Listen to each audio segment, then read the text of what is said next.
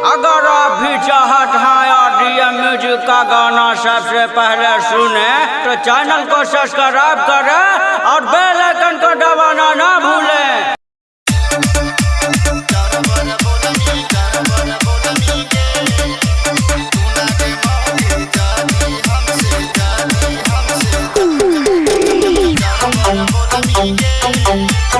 Richa recording studio Patna.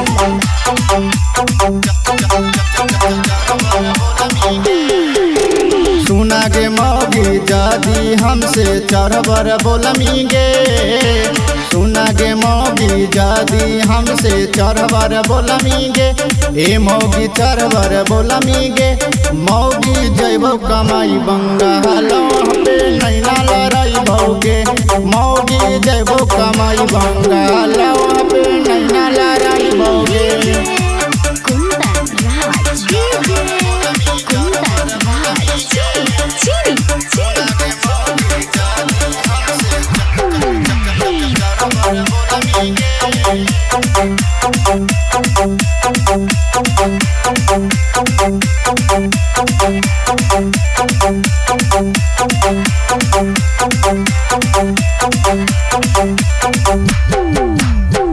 जनहानी मौगी हमता हलियै गरीबागे। तब माई बापू सदिया काहे करी कौ गरीबागे। जनहानी मौगी हमता हलियै गरीबागे। तब माई बापू सदिया काहे करी कौ गरीबागे। लागे गे मौगी दाल में कुछ काला हनहिंगे। लागे गे मौगी दाल में कुछ काला हनहिंगे। ए मौगी काला हनहिंगे। मौगी जैबो कमाई बंगालो पे नैना लड़ाई भौगे।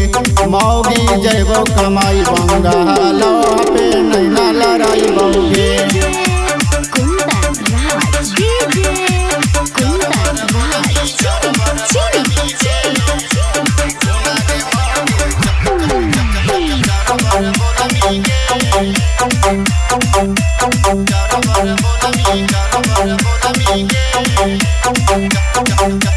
Richa recording studio Patna.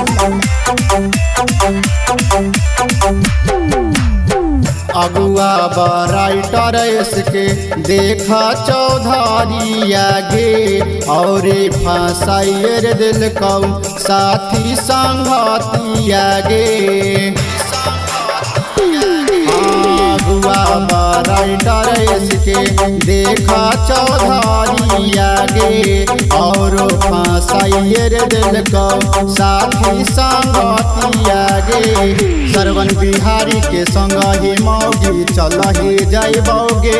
ए मौगी चल ही जाइबोगे। मौगी जैबो कमाई बंगालो पे नैना लड़ाई भौगे। मौगी जैबो कमाई बंगालो पे नैना लड़ाई भौगे।